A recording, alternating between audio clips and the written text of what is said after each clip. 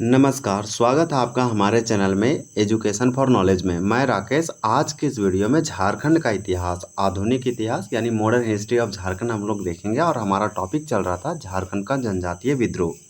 हम लोग बहुत सारे रिवोल्ट मूवमेंट और रिबेलियन कंप्लीट किए हैं। आज के टॉपिक में सरदारिया और सफाहोड़ आंदोलन से संबंधित एमसीक्यू और पीवाईक्यू देखेंगे। जेपीएससी और जेएसएससी से सरदारी और सफाहोड़ से जो भी क्वेश्चन पूछे गए हैं रखा गया, और ये टॉपिक से संपूर्ण एमसीक्यू है।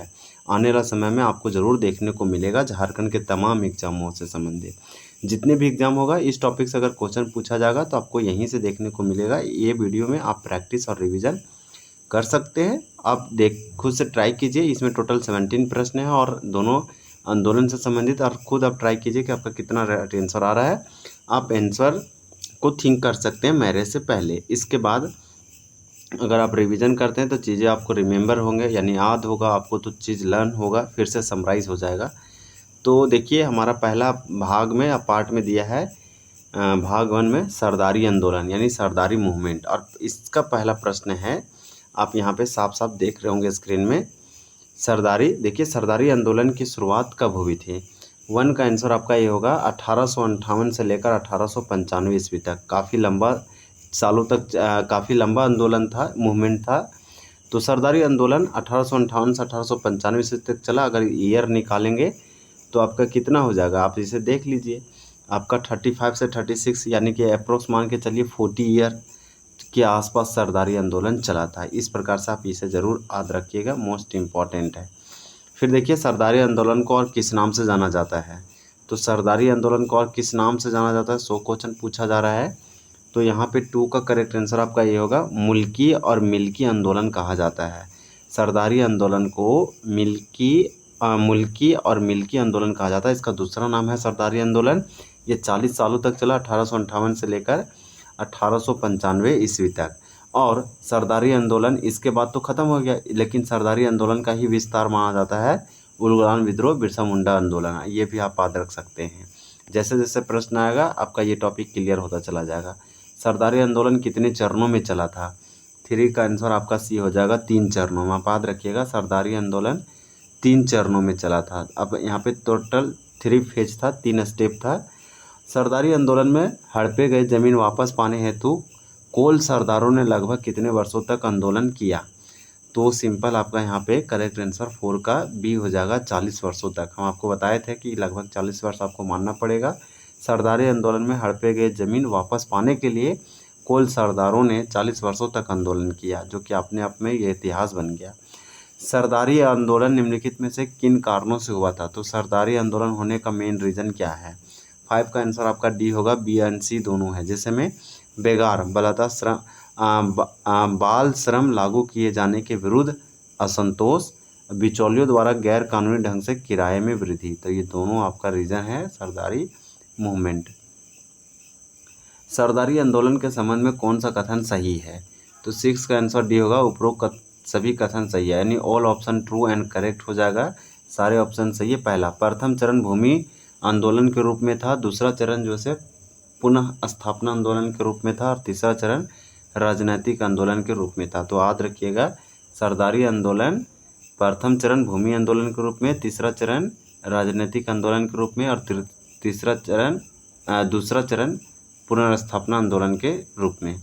ये आपको याद रखना पड़ेगा, क्योंकि हम लोग पढ़े सरदारी आंदोलन 40 वर्षों तक चला, 40 वर्षों तक संघर्ष किया कोल सरदारों ने। सरदारी आंदोलन 3 फेज 3 चरणों स्टेप में चला। पहला था भूमि सुधार के रूप में, दूसरा चरण था पुनर्स्थापना, और तीसरा था राजनीतिक। राइट आंसर डी होगा।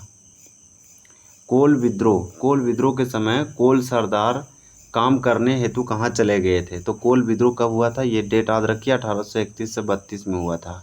और इसी समय कोल सरदार काम करने के लिए कहाँ गए थे, तो ये असम चले गए थे चाय बागान के लिए, अंग्रेज लेके चले गए थे। सरदारी आंदोलन को मुख्यतः किन किन जनजातियों का समर्थन प्राप्त था। तो ये उरांव और मुंडा जनजाति जो है सरदारी आंदोलन बढ़ चढ़कर समर्थन प्राप्त था इनका, और सहयोग भी किया। आपका अगला है कि सरदारी आंदोलन के पहले चरण को मुख्यतः किस नाम से जाना जाता है। तो 9 का आंसर सी होगा, भूमि आंदोलन। सरदारी आंदोलन के पहले चरण को भूमि आंदोलन, दूसरा आंदोलन को पुनर्स्थापना, तीसरा राजनीतिक। सरदारी आंदोलन का अंततः किस आंदोलन में विलय हो गया था? 10 का करेक्ट आंसर आपका यहाँ पे हो जाएगा बिरसा मुंडा आंदोलन, जिसे उलगुलान विद्रोह कहते हैं। तो बिरसा मुंडा आंदोलन या उलगुलान आंदोलन में सरदारी आंदोलन लास्ट में इस आंदोलन में शामिल हो गया, या विलय हो गया, मर्ज हो गया। आप याद रखिए किस आंदोलन से सरदारी आंदोलन के पहले चरण को भूमि आंदोलन या भूमि सुधार आंदोलन कहते हैं। ये हमारा कंप्लीट हुआ। अब हमारा अगला है सफा होड़ आंदोलन, जिसे सफा होड़ मूवमेंट कहते हैं। ये भाग 2 है और इसमें जो भी प्रश्न बचा उसको देखते हैं, फिर हमारा ये वीडियो एंड हो जाएगा। सफा होड़ आंदोलन कब संचालित हुआ था? तो ये हुआ था 1870 में। 1817 में सफा होड़ आंदोलन झारखंड में अंग्रेजों के खिलाफ हुआ। सफा होड़ का शाब्दिक अर्थ क्या होता है जानते हैं? आपका 12 का आंसर हो जाएगा ए, सिंगभोंगा के प्रति समर्पण। सफा होड़ का शाब्दिक अर्थ होता है सिंगभोंगा के प्रति समर्पण, और ये आंदोलन 1870 में चला था। 11 का बी और 12 का ए। फिर देखिए अब का अगला है कि सफा होड़ आंदोलन किस आदिवासी समुदाय से संबंधित है? तो 13 का आंसर सी होगा संथाल से। सफा होड़ आंदोलन किस आदिवासी समुदाय से संबंधित है? तो संथाल आदिवासी से संबंधित है। वहीं आपका अगला प्रश्न है कि सफा होड़ आंदोलन को किसने नेतृत्व प्रदान किया था? 14 का आंसर डी है, लाल हेमब्रम। यानी कि सफा होड़ आंदोलन को किसने नेतृत्व प्रदान किया था? लाल हेमब्रम या लाल बाबा। तो ये आपको बहुत अच्छे से मालूम होना चाहिए। तेलंगा खड़िया जूरी पंचायत का गठन किया था। बिरसा मुंडा के बारे में ऑलरेडी हम लोग पढ़ चुके हैं। सफा होड़ आंदोलन को नेतृत्व लाल हेमब्रम, जिसे लाल बाबा कहते हैं, इसके द्वारा नेतृत्व प्रदान किया गया। वहीं आपका अगला प्रश्न है कि बंगम मांझी किस आंदोलन के एक प्रमुख नेता थे? 15 का आंसर सी होगा, सफा होड़ आंदोलन। लाल बाबा ने संथाल परगना में सफा होड़ आंदोलन के दौरान किस दल की स्थापना की थी? 16 का आंसर आपका ये होगा, देशोर द्वारक दल। तो राइट आंसर आपका यहाँ पे ए हो जाएगा। वहीं आपका अगला प्रश्न है कि किस आंदोलन में लाल बाबा ने लोगों को राम नाम का मंत्र दिया एवं मांस मंदिरा के सेवन से रोका? तो आपका यहाँ पे 17 का आंसर बी होगा, सफा होड़ आंदोलन। याद रखिएगा किस आंदोलन में लाल बाबा ने लोगों को राम नाम का मंत्र दिया, मांस मदिरा पे रोका? तो सफा होड़ आंदोलन। हमारा ये कंप्लीट होता है। देखिए ये आंसर दिया जो हम आपको बताएं। ये अगर हम एक बार में माइंड रिकेप करें तो 3 चरण में चला 40 वर्षों तक। इस आंदोलन को मुल्की या मिल्की आंदोलन कहते हैं। 1858 से 1895 के आसपास चला। और ये जैसे यहाँ के कोल सरदार जैसे असम चले गए थे जब ये कोल विद्रोह हुआ था, उस समय उरांव और मुंडा जनजाति जैसे इस आंदोलन का इनका जो है समर्थन प्राप्त था इस आंदोलन में। पहला चरण को क्या कहते हैं? तो याद रखिएगा